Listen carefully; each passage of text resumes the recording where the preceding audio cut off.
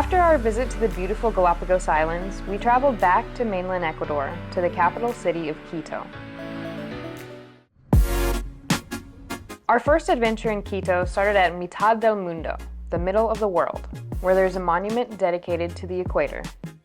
So here we are at the middle of the earth, Mitadelmundo, in Ecuador, and right here, this line is the equator. Kind of. The actual equator is about 790 feet north of this line, but no one knew that until GPS came out.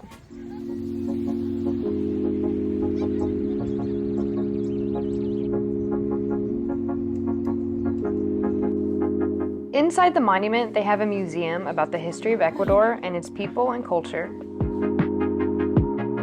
And there's a viewpoint at the top. This place is about 9,000 feet above sea level in the foothills of the Andes, and the clouds seem to skim just above the city. Just outside of the museum, we stepped into a very interesting chocolate shop. We were given a tour of the various chocolates, and it felt more like a wine tasting, but for chocolate. There was chocolate from all over the world, and our knowledgeable chocolate sommelier described for us the complexities and nuances that different regions and different trees endowed upon each of these fine chocolates. Hi, llamas. We got llamas over here. You're so fluffy. Come here, let me pet you. They're not going to. We arrived at Mitad del Mundo quite late in the day, so we didn't have much time to spend here, and all the restaurants were closed at 5 p.m. But we found a great restaurant just outside the monument gates where we were able to try some of the typical food of the region, including one of my favorites, encebollado, which is a tuna soup normally eaten closer to breakfast. The main course, however, still had a face. Cuy, or guinea pig, is a big thing here in Ecuador, and we got a whole one for ourselves for about 15 bucks. It was pretty good and tasted like porky chicken. Too soon? Oh. It's so yours. Oh man, that looks very much like a real animal. Yep. Oh my gosh, this little beads. One thing we did not expect about Quito is that most restaurants and stores seem to close really early, at about 4 to 6 p.m. We never really found out why, and this didn't seem to be true of other places in Ecuador, but if you want to grab a bite of guinea pig, you better do it early. The next day, we headed off to the city of Baños, which lies in the Andes Mountains, next to an active volcano, and is considered the gateway to the Amazon basin. On the way, we stopped at a roadside stand for some local favorites.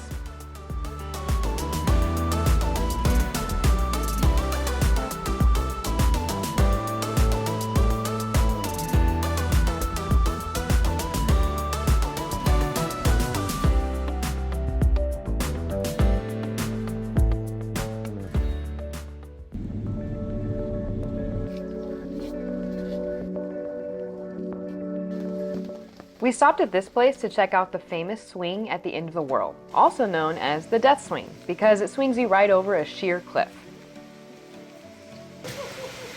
Not really, but it's still pretty cool.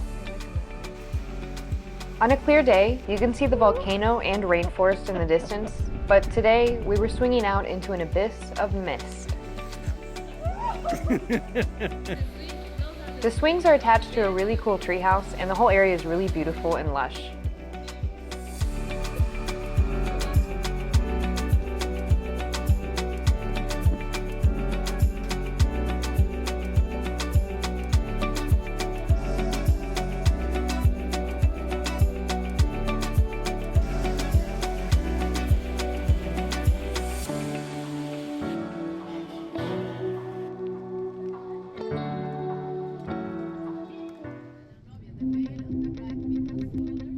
After the death swing, we had a rare experience of riding a cable car across a gorge with stunning views of a waterfall and rainforest. This is a pretty unique experience because there are not many of these cable cars in the world, and this is certainly the best way to see Bridal Veil Falls.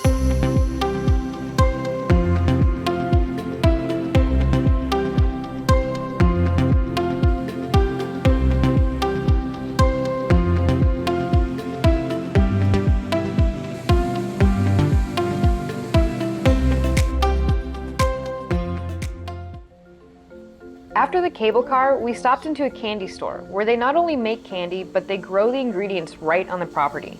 A very common candy in this region is a paste made from the guayaba fruit. They grow the fruit here and mix it with fresh, raw sugar cane to make the candy.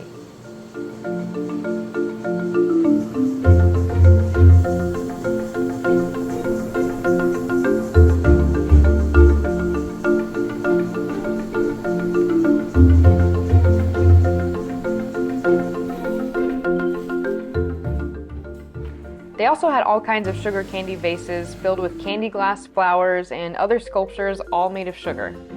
Most of these vases were between $5 and $10, and a large sugar rose sculpture was $1.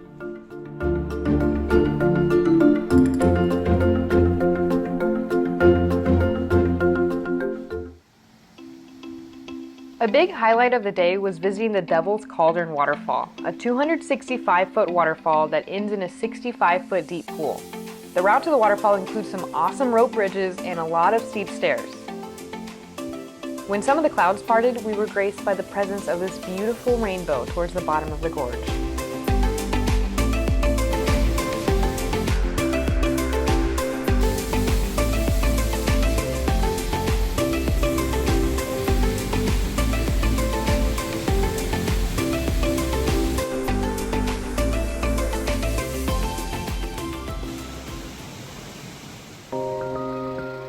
To finish off our tour of Baños, we had a lunch at what is one of the most beautiful restaurants I've ever been to, Mira Melinda. This place has a beautiful tropical rainforest garden in the courtyard and is not only covered with all kinds of art, but had an actual artist at work in the studio.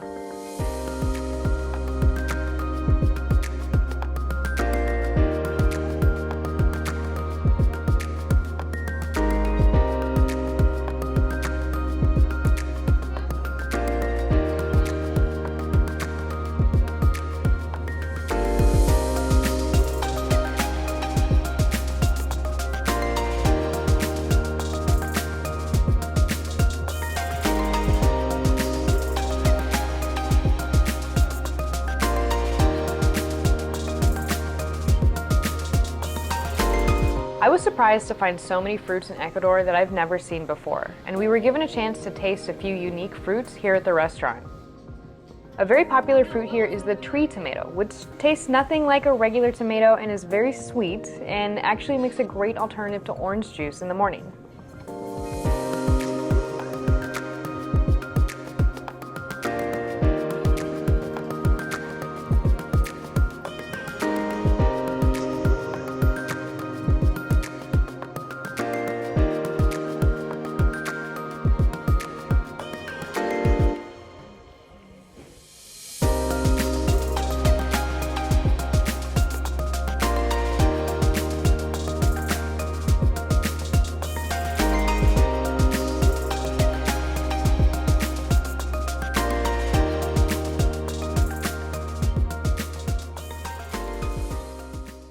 The next morning, we headed to the Guango Lodge Birdwatching Preserve, where we saw several different types of hummingbirds before taking a lovely hike through the rainforest to look for more birds.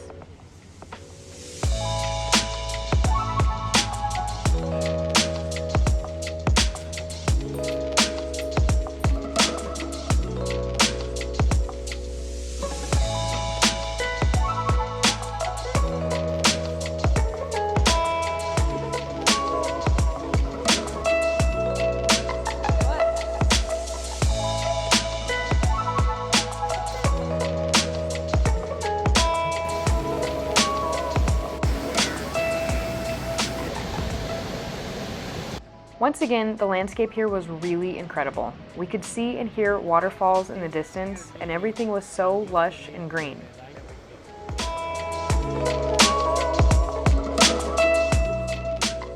There were all kinds of orchids and flowers, and even some blackberries and turkey-tail mushrooms. This is the kind of place that makes you feel healthier just by being there. And once we were done with our walk through the woods, we headed to our next destination to round out our day of wellness with some hydrotherapy. Termas Papayacta's Hot Spring Resort and Spa. They have a beautiful facility with several outdoor pools, all with different temperatures.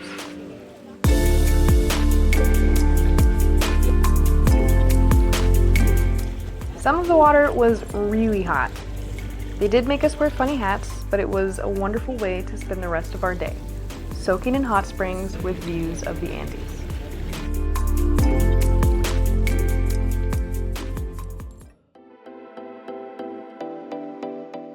That night, we stopped by the Sala VIP lounge before our flight to Peru. We got into this lounge with our priority pass that you can get with the Amex Platinum card or the Venture X card.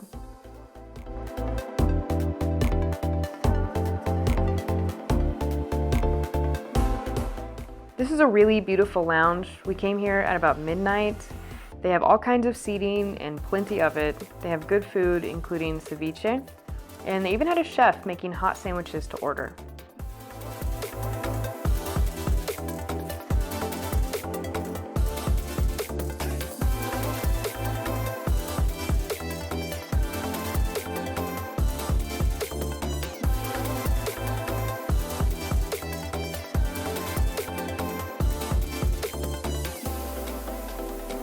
They also had a really awesome outdoor area with very comfortable seating.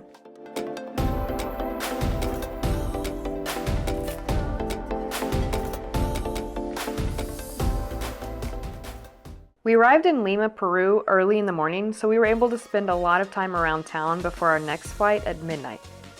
On our day in Peru, we visited some ruins, went to some markets, and had the best ceviche I've ever had. Also, check out this cool hummingbird we found. But before we did anything, we checked into the Wyndham Costa del Sol again for 13,500 points. The usual price is about $219. This hotel is connected to the airport, so it is very convenient, and we stayed here on our way to Ecuador as well. I didn't really get footage of the hotel because each time we came here we just crashed here on a layover, but I did want to mention our experience here. We got here at about 8 a.m. and we were going to ask if they could just hold our luggage until we could check in at check-in time. We explained that we would like early check-in if it was available, and that we would only be staying till about midnight. Well, since we have diamond status, they checked us in immediately. And not only that, our diamond status gives us free breakfast, but since we wouldn't be able to get breakfast the next day, they told us to just go eat breakfast and they would get our room ready. So we were checked into our room by 9 a.m., which was fantastic because we were pretty tired from our last red-eye. In case you're interested, we explained how we got our diamond status with our Wyndham Earner business card in one of our last videos. We flew United Polaris business class back to the US, and on this entire trip, we saved about $9,000 on flights and hotels. We talk about the specifics of how we did that in one of our last videos, which I will link in the description. We have been to over 26 countries in the last year, and we've saved over $170,000 on travel in less than a year by travel hacking. We're trying to make videos detailing how we do this, so if you're interested, please like and subscribe. Thank you for watching.